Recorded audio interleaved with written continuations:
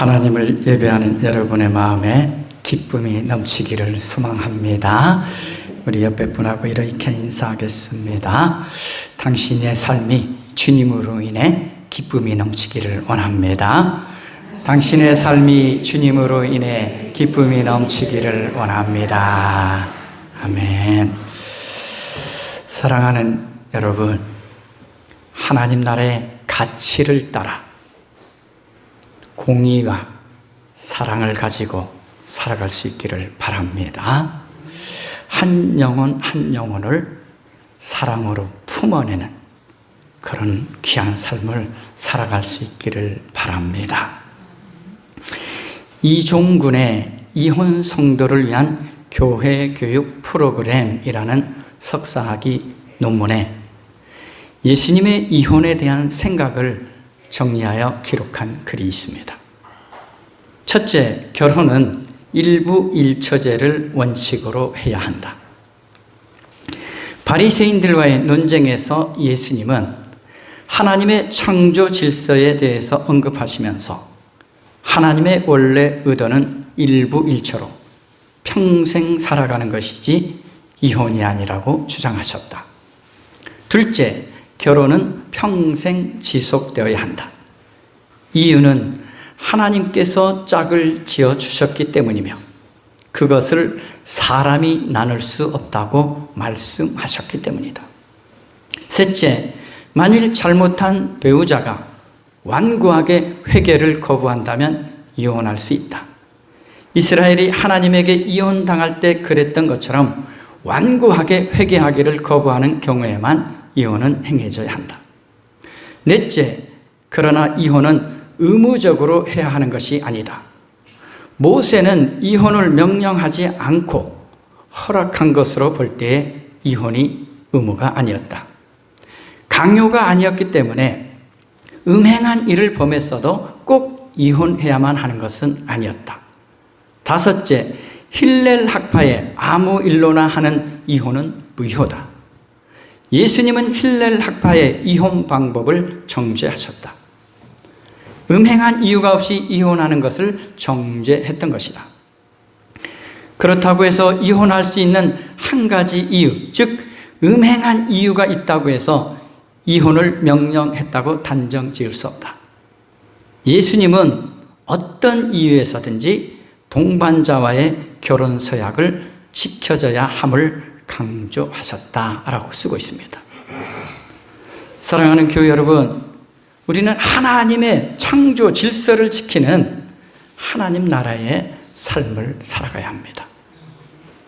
예수님은 본문 앞에 말씀에서 어린아이 같은 작은 자들을 공의롭게 대하고 사랑으로 섬기는 것이 하나님 나라의 삶임을 말씀하셨습니다. 오늘 본문에 보면 이혼당하여 버린다라는 표현이 반복해서 나옵니다. 그럼 버림당하는 사람은 어떤 존재죠? 연약한 존재라는 거예요. 그 역시도 어린아이와 같이 연약한 존재라는 것이죠. 예수님께서 이 바리새파 사람들이 이혼에 대해서 물어오자 이혼에 대한 말씀을 통해 오늘 하시고자 하는 말씀은 다른 게 아니에요. 이혼이 주된 목적이 아닙니다. 하나님 나라의 삶은 어떠해야 되는지를 이 질문한 것을 가지고 말씀해 주는 거죠.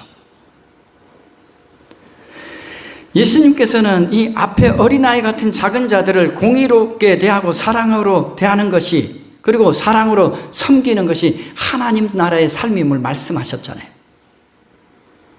오늘 본문을 통해서도 바로 이 어린아이 같은 자, 즉 버려지는 자, 그는 연약하기 때문에 버려지는 것이죠. 그러한 사람을 어떻게 대해야 되는지 말씀하고 있는 거죠. 왜 이혼을 하게 되는 것일까요? 세상은 여러 가지 핑계를 댑니다. 그런데 가장 기본적인 가치는 하나님 나라의 공의와 사랑의 가치를 붙잡고 살지 않기 때문이에요. 그렇습니다. 어제 제 친구하고 그 이혼에 대한 얘기를 했어요. 잠깐. 네. 근데 이혼은 여러분 큰 거 가지고 이혼 얘기하는 게 아니에요. 자녀 교육을 말하다가 말다툼이 커지니까 이혼 얘기가 나오는 거예요. 감정이 올라오는 거죠.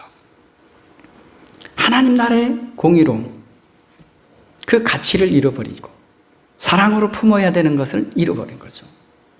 자녀 교육 부부 간에도 다를 수 있잖아요. 교육에 대한 견해 차이도 저희도 있어요. 근데 이 가치 때문에 다투다 보니까 이혼 얘기가 나오는 거죠. 근데 우리는 하나님 나라의 이 공의로운 가치, 사랑의 가치를 품고 있으면 우리가 좀 더 하나님 나라의 백성답게 살아갈 수 있다는 거죠. 오늘 예수님께서 가버나움을 떠나서 유대 지경과 요단강 건너편으로 가십니다. 그러자 무리들이 예수님께로 다시 모여들었습니다. 오늘 예수님은 계속해서 사람들을 가르치셨다라고 말씀합니다. 그런데 오늘 바리새파 사람들이 예수님께 나와서 오늘 어떻게 합니까? 오늘 예수님을 시험하며 라고 표현하고 있잖아요. 그러니까 이혼에 대해서 묻는 이유는, 궁극적인 이유는 예수님을 곤란하게 만들려고 하는 거예요. 그래서 이렇게 바리새파 사람들이 예수님을 시험하면서 묻습니다. 남편이 아내를 버려도 됩니까? 한마디로 이혼을 해도 되냐 하는 것이죠. 그런데 이 버림받는 아내는 연약한 자입니다. 당시 상황 속에서도 인격적인 대우를 못 받았어요. 그런데 버림받으면 더더욱 비참한 신세가 되는 게 바로 이 버림받은 여인의 삶입니다.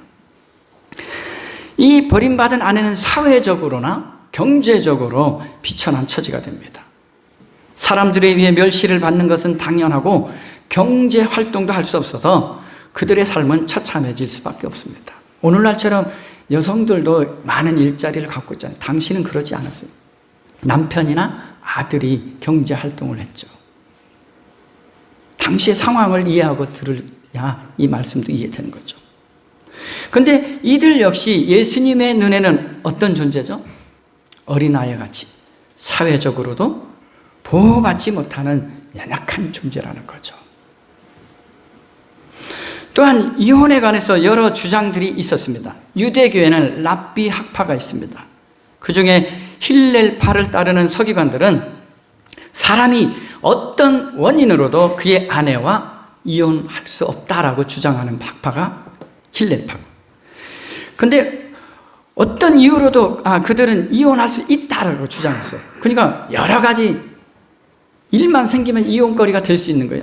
예를 들면 당시에 여자가 음식을 잘 못하는 경우도 이혼 사유에 해당되었어요. 그러니까 이 학파는 그냥 어떤 꼬투리만 있으면 이혼할 수 있다라고 주장하는 거죠. 반면에 이 샴마이 학파는 수치스럽고 부끄러운 일인 간음한 이후에는 이혼할 수 없다라고 주장을 했죠. 그러니까 간음하면 이혼할 수 있다라고 주장한 학파죠.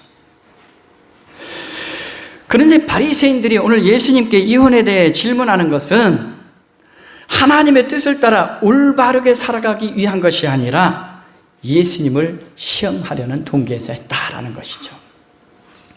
예수님의 말씀을 듣고 내가 정말 하나님 나라의 가치관을 가지고 살아야겠다 하는 마음으로 물어보는 게 아니라는 거죠. 왜냐하면 바리새인들 중에 어떤 유대인들도 이혼은 당연히 할 수 있는 것이다 여기는 사람들이 있었기 때문에 이 바리새파 사람들이 이 질문을 하고 있는 거죠. 그래서 바리새파 사람들은 이 이혼을 할 수 있는 근거를 어디에서 가져옵니까? 모세의 율법에서 오늘 가져오고 있는 거예요.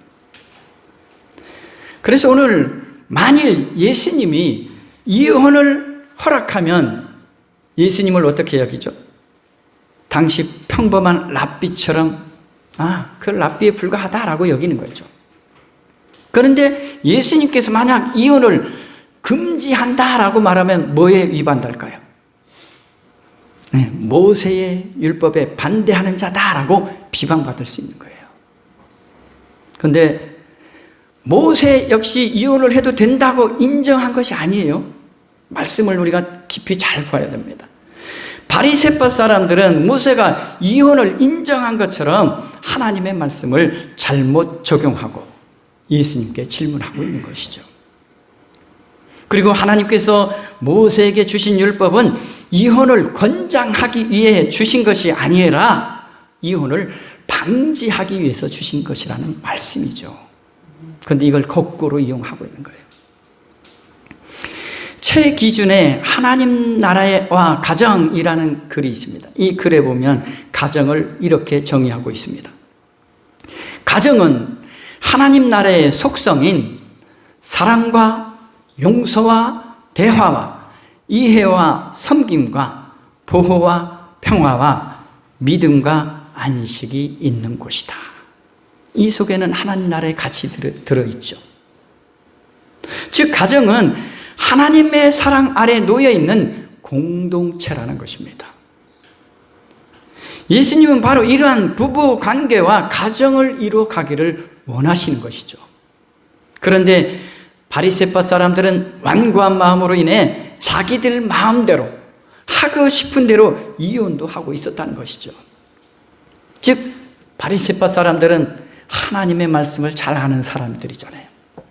그런데 그들은 하나님의 말씀을 따르지도 않고 하나님 나라의 가치를 따라 살아가지도 않았다라는 거죠. 가정은 먼저 어떻게 구성됩니까? 바로 부부관계로부터 가정은 구성된 것입니다. 가정의 가장 중요한 부부관계는 하나님의 사랑 안에서 신뢰의 관계 안에서 언약으로 맺어진 관계입니다.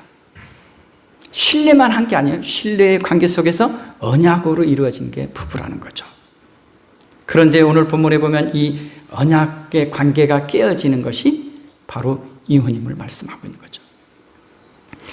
그런데 오늘 본문은 표면적으로는 이혼에 관한 말씀이지만 이 내면적으로는 하나님의 뜻에 관심을 가지고 하나님 나라의 삶을 살아가느냐 하는 말씀이라는 거죠. 그러니까 우리가 이 겉으로 드러나는 것에 너무 초점을 맞추면 안 됩니다.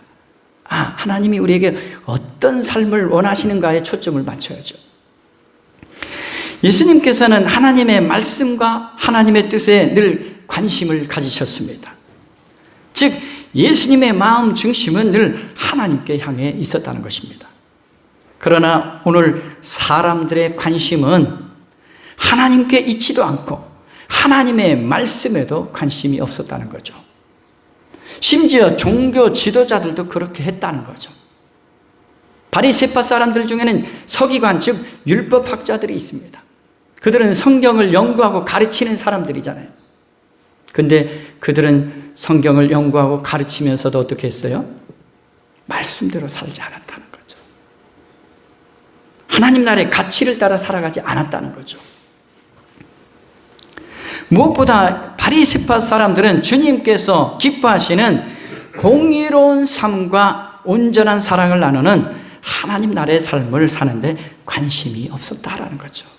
제가 왜 공의를 계속해서 말할까요? 여기는 공평과 정의가 들어있잖아요. 연약한 자들을 버리는 것은 정의롭지 못한 일이라는 거죠. 사랑도 없다는 거죠. 오늘 본문에도 보면 사람들의 관심은 어떻게 하면 자신의 멋대로 모든 일을 할 수 있을까 생각하고 있음을 보게 됩니다.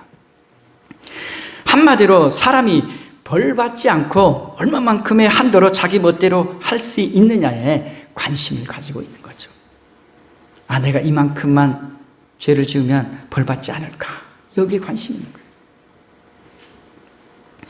아내를 버리게 되면 그 아내가 극한 고통과 괴로운 형편과 세상 사람들의 멸시를 당하는 처지에 있게 되는데 그것을 전혀 고려하지 않고 있다는 거예요. 그래서 예수님이 말씀하는 거예요. 그 연약한 자를 배려하지 않고 고려하지 않는 그런 삶을 살지 말라는 거죠. 자신보다 연약한 자를 배려하지 않고 돌보지 않고 사랑하지 않는 삶은 하나님 나라에 합당한 삶이 아니라는 것을 오늘 예수님은 말씀하고 있는 것입니다. 오늘 바리새인들의 질문에 예수님께서 이렇게 말씀하십니다. 모세가 너희에게 어떻게 하라고 명령하였느냐?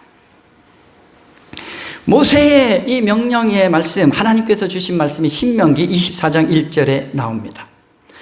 남녀가 결혼을 하고 난 다음에 남편이 아내에게서 수치스러운 일을 발견하여 아내와 같이 살 마음이 없을 때는 아내에게 이혼 증서를 써주고 그 여자를 자기 집에서 내보낼 수 있습니다. 그런데 이 말씀을 토대로 바리새파 사람들은 예수님께 이렇게 대답합니다. 이혼 증서를 써주고 아내를 버리는 것을 모세는 허락하였습니다. 그런데 바리새인들의 대답에는 모세가 말한 것과는 전혀 다르다는 것을 알 수 있죠. 모세는 전제 조건을 달아줬어요. 그에게 수치되는 일이 있음을 발견하였을 때라고 전제를 주었어요. 그런데 오늘 바리새파 사람들은 뭐라고 말합니까? 모세가 이혼 증서를 써주라고. 그냥 이혼 증서만 써주면 버릴 수 있다라는 식으로, 무조건 이혼 증서만 써주면 된다는 식으로 바리새파 사람들은 말하고 있는 거죠. 한마디로 자신들이 버리는 그 아내에 대한 아무런 책임감도 없는 완악한 마음을 지금 잘 보여주고 있는 거예요. 그래서 바리새파 사람들을 향해서 예수님 말씀하잖아요. 너희의 완악한 마음 때문이다. 하나님은 바리새파 사람들이 이러한 마음을 완악한 죄다라고 말씀하고 있는 거예요. 왜냐하면 바리새파 사람들의 이 대답은 누구 중심적입니까? 자기 중심적이에요. 자기가 편하면 그렇게 하는 거죠. 하나님의 뜻과는 전혀 상관없이 행동하고 있는 거죠. 그래서 예수님이 자기 중심적인 대답을 하는 이 바리새파 사람들에게 이렇게 말씀하잖아요. 모세는 너희의 완악한 마음 때문에 이 계명을 써서 너희에게 준 것이다. 그러나 하나님께서는 창조 때로부터 사람을 남자와 여자로 만드셨다. 그러므로 남자는 부모를 떠나서 자기 아내와 합하여 둘이 한 몸이 된다. 따라서 그들은 이제 둘이 아니라 한 몸이다. 그러므로 하나님이 짝지어 주신 것을 사람이 갈라 놓아서는 안 된다. 모세가 수치스러운 일을 얘기한 이유도 있잖아요. 그 수치스러운 일 때문에 이혼하라고 말하지 않아요. 그 사람들의 완악한 마음 때문에 전제 조건을 주고 말해준 것뿐이죠. 예수님의 이 말씀은 바리새파 사람들이 주님께서 통치하시며 화평케 하시는 하나님 나라의 삶을 받아들이지 않았음을 보여주는 말씀입니다.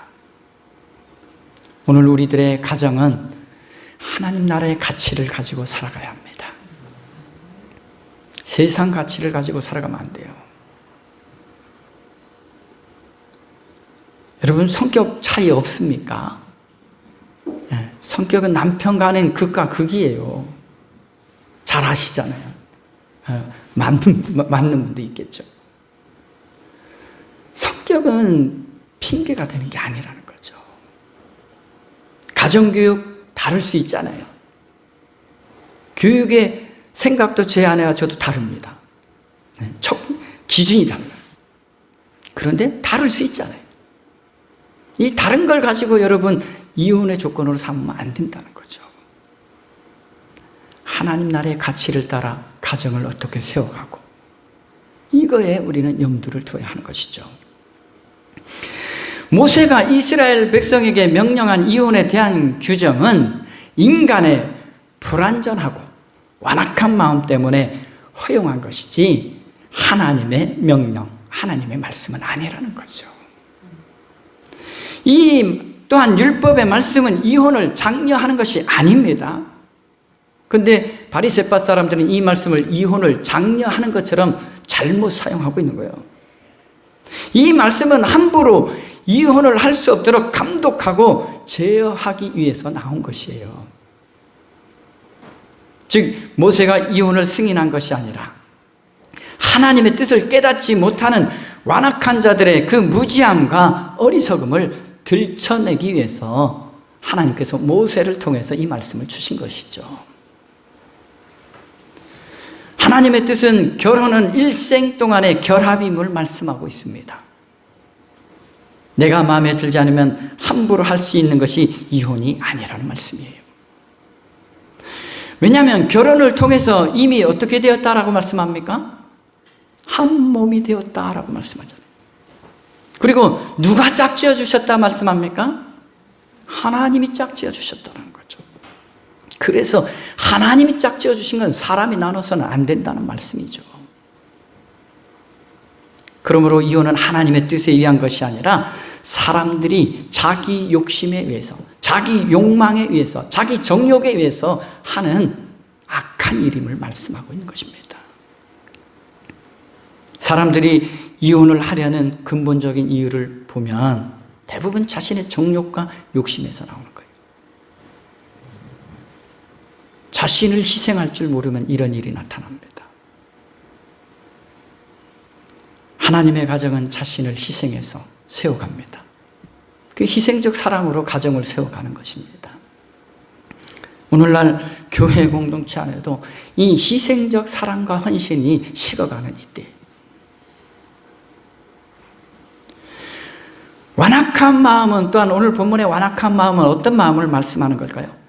하나님의 명령에 대해서 계속적인 불순종으로 인해서 무감각해진 마음을 오늘 완악한 마음이다 라고 말씀하고 있습니다. 오늘 우리는 완악한 마음이 되지 않기를 간구해야 합니다.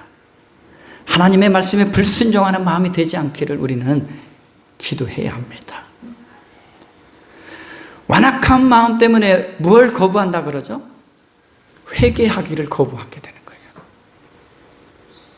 자신의 정욕대로 행하는 것을 회개해야 되는데 그렇지 않는다는 것이죠.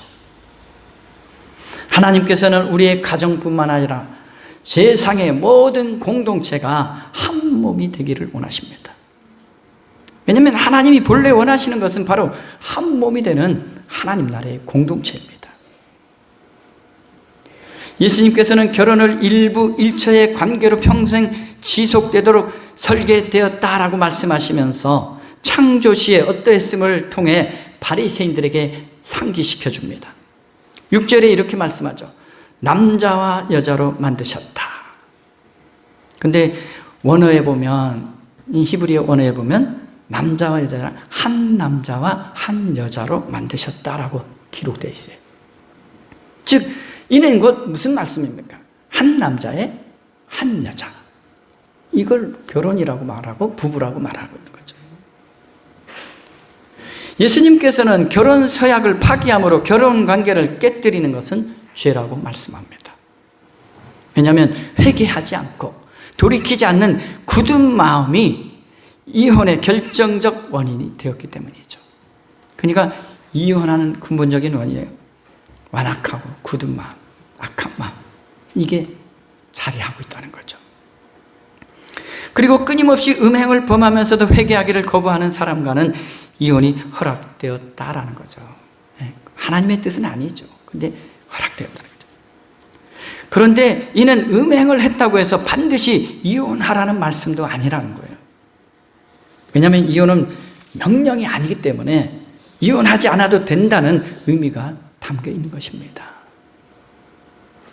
그렇다면 어떤 사람이 하나님의 뜻에 마음을 열고 하나님의 뜻을 따라 한 몸을 이루며 살아갈 수 있을까요? 누구든지 하나님의 통치, 하나님의 다스리심 아래서 회개하고 믿음으로 마음을 연 사람은 하나님의 뜻을 따라 살아가기를 힘쓰게 된다는 것입니다. 하나님의 뜻을 알지 못하는 사람들은 인간적인 편의와 이익을 바탕으로 결정하고 선택하며 살아갑니다. 그러나 하나님을 알고 하나님의 뜻을 아는 사람들은 하나님이 기뻐하시는 삶을 선택하며 살아갑니다.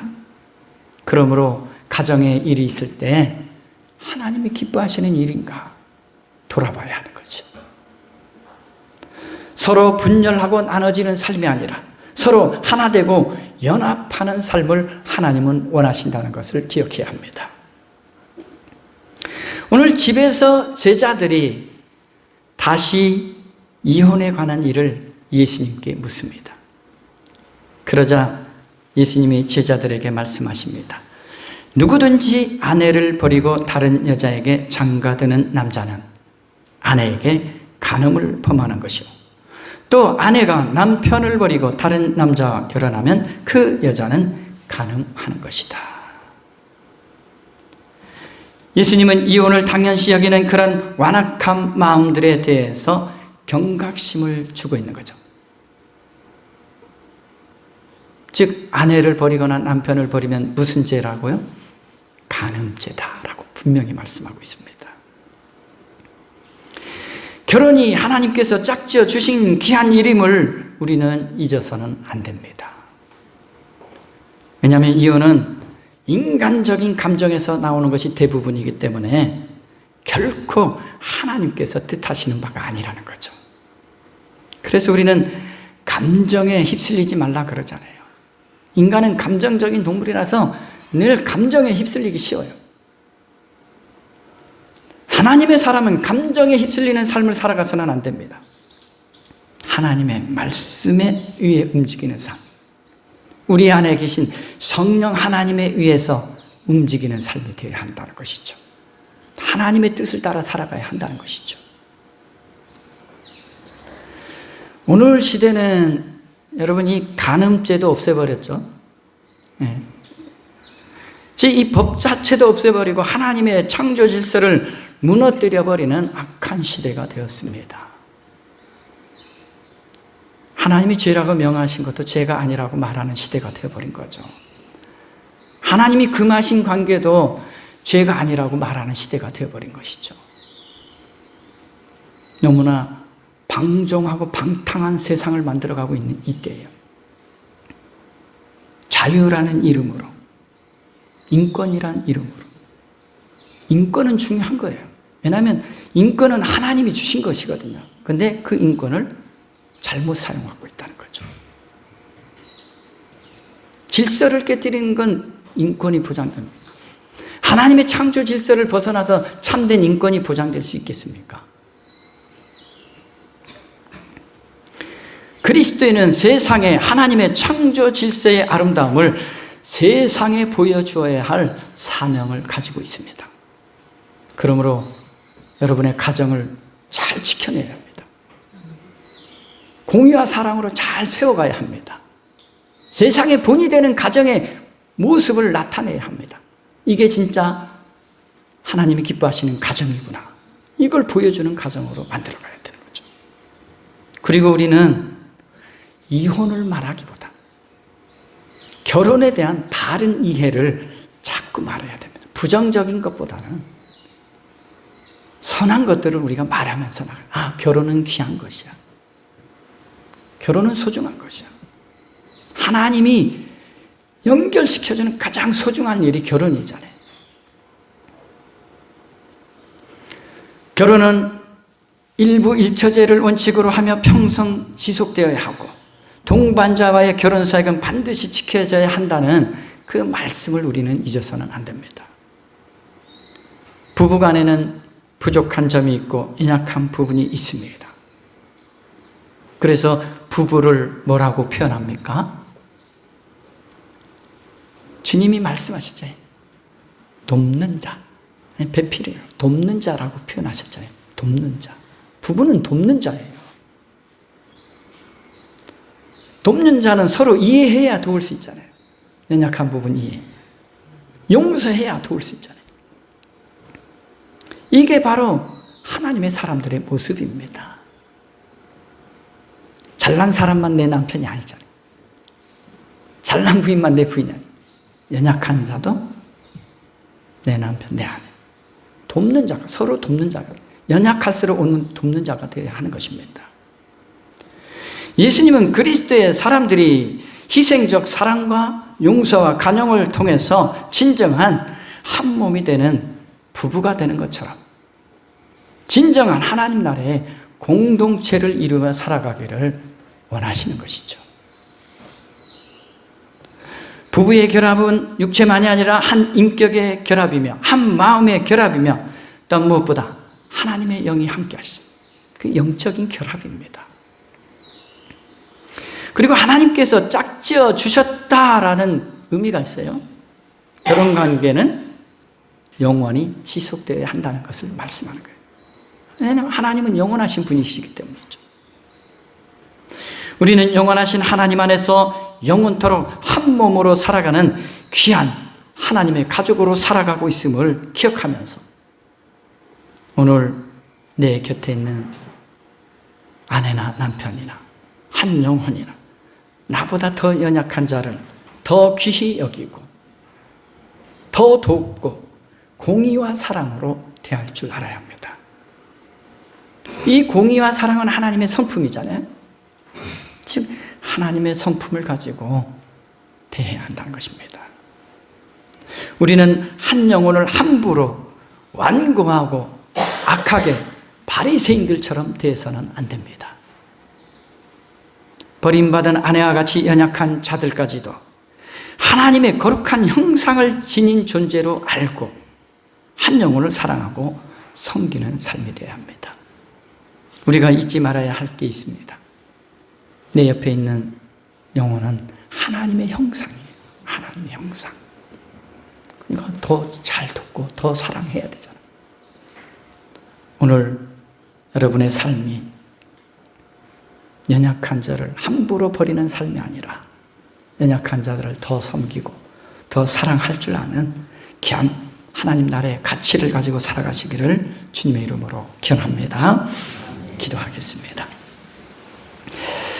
자비하신 하나님 아버지, 어린아이와 같은 자, 단 버림받고 소외된 인생들을 우리가 더 사랑하지 못하고 더 섬기지 못하고 더 배려하지 못했던 모습들이 있다면 용서하여 주시고 주님의 마음으로 그들을 바라보게 하시고 그들을 사랑으로 섬겨나가는 저희들이 되게 하여 주시옵소서. 감사드리며 예수 그리스도 이름으로 기도드립니다. 아멘.